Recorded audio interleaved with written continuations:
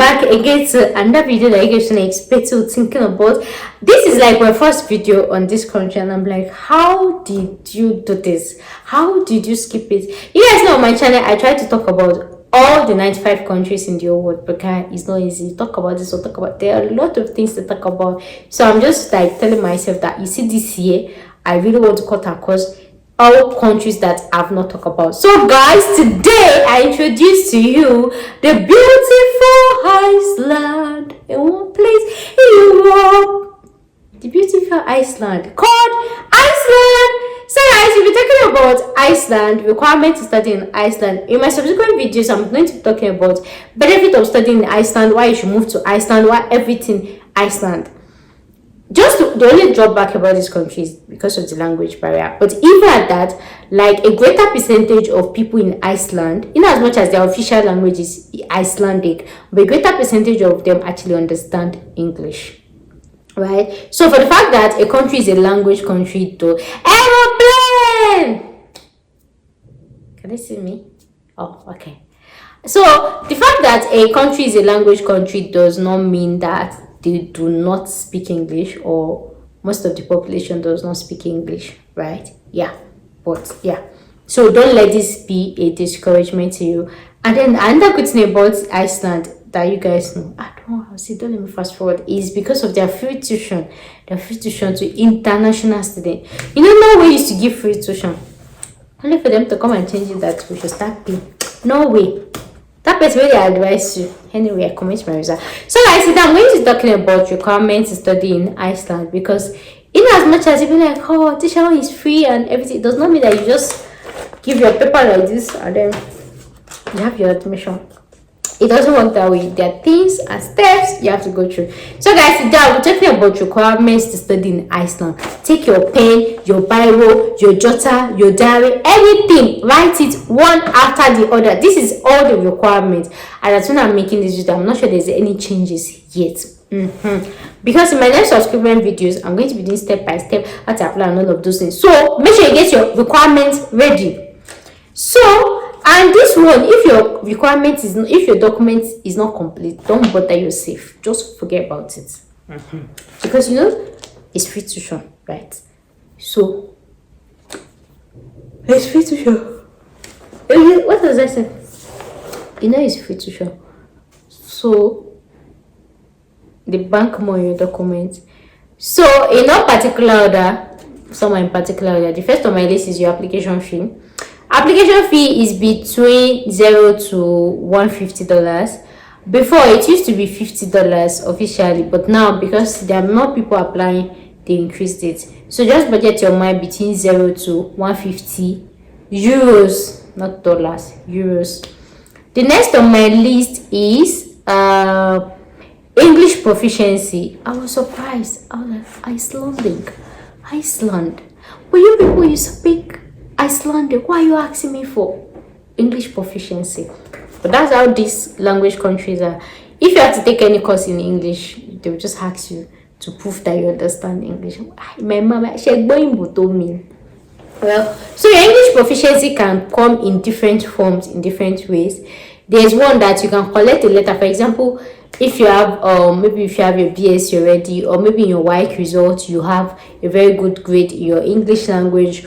If you have a BS or your master's, you can collect letter from your school, right, that you actually learn this course in English language. Or if you are from a country like Nigeria, Ghana, and all of that, you can just say you are from a majority speaking English country. But there are some universities in Iceland that does not recognize whether you are from Nigeria or Ghana. They will tell you they need English proficiency, e.g. University of Iceland. And generally all over the world, you see all those main university of country, like University of Iceland, University of the main country, their own no man shaking it. But then there are other schools in Iceland that they will accept you for who you are, for the fact that you're Nigeria, and you be like, okay, majority we are English speaking, majority Nigeria, in Ghana, this and like that. They was okay, fine, right? But if you apply to a school that they're asking you, you can try to give them your proficiency letter from your dean of studies, or you can use your WAEC as proof that, oh, this is my grade in WAEC. Or you can write TOEFL. But if you're interested in going to a university like University of Iceland, you have to write TOEFL, and the TOEFL requirement is high. You have to write English exam from IELTS, TOEFL, or PTE. But me, I would advise you write PTE, because PTE looks like the simplest and the easiest, right? And the cutoff for that they need for PTE is just 54 for Iceland, right? 54. But other schools will take lower, but just target 54. But if you have to write TOEFL, we'll be looking at. But if you plan to write TOEFL, the minimum you should have is 79. And if you plan to write IELTS, the minimum you should have is 6.5 for University of Iceland. But for other schools, they will take 6.0. And then another thing is, for the IELTS, the one you're writing is academic. Hold your ear. IELTS academic. Don't go write general, they will not collect it. IELTS was academic. Okay. The next on my list is your WAEC or NECO degree. WAEC or NECO, like if you're going for a bachelor's degree, WAEC or NECO. But another thing about Iceland is, even if you are going for your bachelor's, they actually require another high level transcript. Like aside your WAEC or your NECO, they need a 1-year transcript from a post higher secondary school, right? For example, maybe something like A levels, or maybe you started 100 level in Nigeria, they need that transcript. So they need your WAEC and something of higher quality that is higher than your WAEC for you to apply for bachelor's there. I hope you understand that. Yeah. So the next on my list is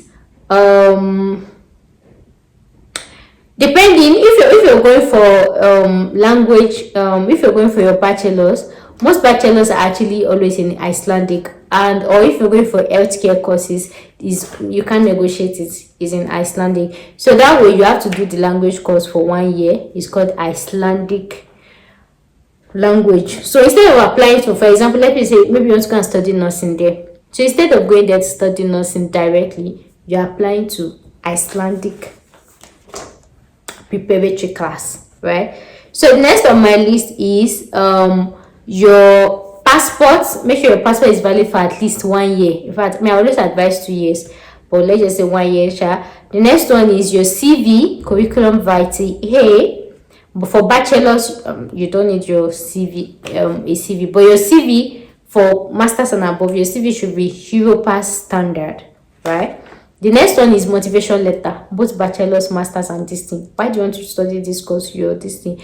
So for those going for masters, you need your bachelor's degree. Listen, no, bachelor's degree, bachelor certificate, bachelor transcripts, right? And another document that you need to apply for admission in Iceland. So if you feel like there's anything I missed, leave it in the comment section. I cannot wait to read from you, and I'm sure other people cannot wait to read from you as well. So get your document prepared. In my subsequent videos, I'm going to talk about the timeline. And as I'm making this video, there are some schools that is open, but there are some that is closed. Like University of Iceland is closed. They closed their portal December 2024, right? So in another video, I'm going to be talking about best time to apply to Icelandic schools, when to apply, the duration, because we have different schools have different admission opening time, closing time, and this and like that. I hope you understand that. So guys, that brings us to the end of today's video. Thank you guys so much for watching. I'll see you guys in the next one. Bye for now. Peace out.